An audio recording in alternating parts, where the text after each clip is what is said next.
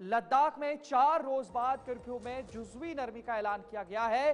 तशद्दुद में 4 नौजवान जाँ बहक हुए, तकरीबन 100 से ज्यादा जख्मी, कई अफराद गिरफ्तार, गैर मुल्की हाथ का खदशा।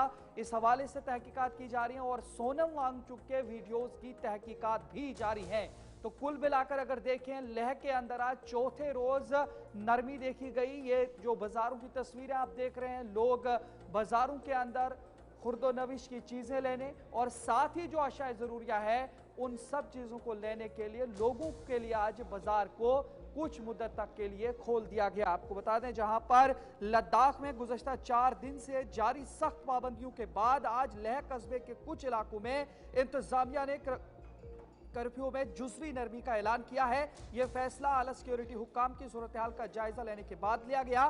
Director general of police doctor SD. Jamwal ने प्रेस कॉन्फ्रेंस से खिताब करते हुए कहा कि रियायत अवाम को जरूरी अशया की खरीदारी और महदूद सरगर्मियां बहाल करने के लिए दी गई है। ताहम उन्होंने वाजे किया कि हसास इलाकों में फोर्सेस की तैनाती बरकरार रहेगी ताकि किसी नई पुरतशद्दुद सूरत हाल को रोका जा सके। उन्होंने बताया कि हाल हफ्ते के अवाइल में लद्दाख के सियासी मुतालबात को लेकर शुरू हुए एहतजाज के दौरान तशद्दुद भड़क उठा, जिसमें 4 नौजवान जाँ बहक और तकरीबन 100 जख्मी हुए। डीजीपी ने कहा कि जाँ बहक नौजवानों के जनाजे या जो उनके आखिरी रसूमात हैं प्रोटोकॉल के मुताबिक अदा होंगे और इस हवाले से ये इतलात भी हैं कि कल उनमें के 2 ऐसे जो जाँ बहक अफराद हैं उनकी आखिरी रसूमात अदा की जाएंगी। और इस हवाले से अगर आपको बता दें तो जो सोनम वांगचुक का मामला है उस पर भी तहकीकात जारी है और आइंदा 24 घंटों में सूरत हाल का दोबारा जायजा लिया जाएगा। उसके बाद मजीद नरमी पर भी फैसला किया जाएगा। ताहम फसाद के दौरान जो 4 अफराद की जान चलेगी उनमें के 2 की आखिरी रसूमात कल अदा होंगी। आपको बता दें, पुलिस की जानिब से इस बात की भी वजाहत दी गई कि जब जो एहतजाज था वो तशद्दुद की तरफ रवाना हुआ, जब एहतजाजियों ने मुजाहिरीन ने सरकारी दफातर को आग लगाने की कोशिश की जिसके अंदर मुलाजमीन थे, उसके बाद पुलिस को मजबूरन गोली चलानी पड़ी और उसके बाद इस तरीके के मामलात अभी देखे जा रहे हैं। और पीआईओ का भी जो एक शख्स है उसे भी हिरासत में लिया गया, उससे भी पूछताछ की जा रही कि आया पाकिस्तान का इसमें कोई हाथ है या नहीं, उसकी तहकीकात और छानबीन की जा रही है। आपको डीजीपी लद्दाख की बाइट सुनाते क्या कुछ उन्होंने कहा। अभी 24 सितंबर को जो एक इंसिडेंट हुआ यहाँ पे, बड़ा अनफॉर्चुनेट इंसिडेंट हुआ जो कि इससे पहले लद्दाख हिस्ट्री में कभी नहीं हुआ है।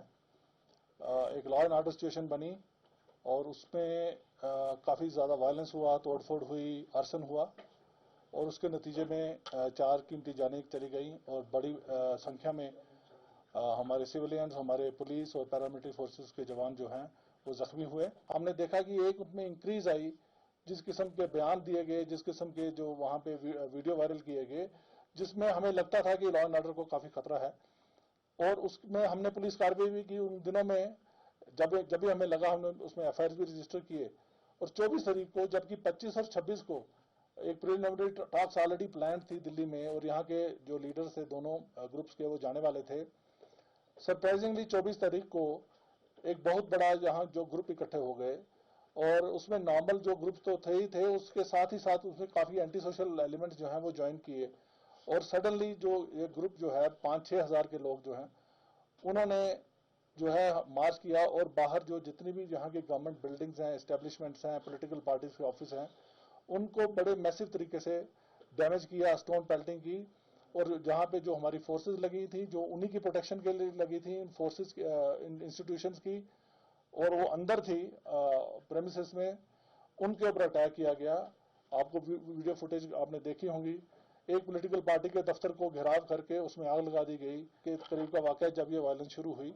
पर हमने 4 बजे तक इसको कम्प्लीटली अंडर कंट्रोल लेके आ गए और एक जो है कर्फ्यू वगैरह नॉफिस किया गया, फोर्सेज लाई गई और जो बाकी रिलीफ है उसके लिए हमने काम किया। टोटल जो इंजर्ड थे, जो सीवियरली इंजर्ड हमारे पुलिस पर्सनल थे, उसमें 17 सीआरपीएफ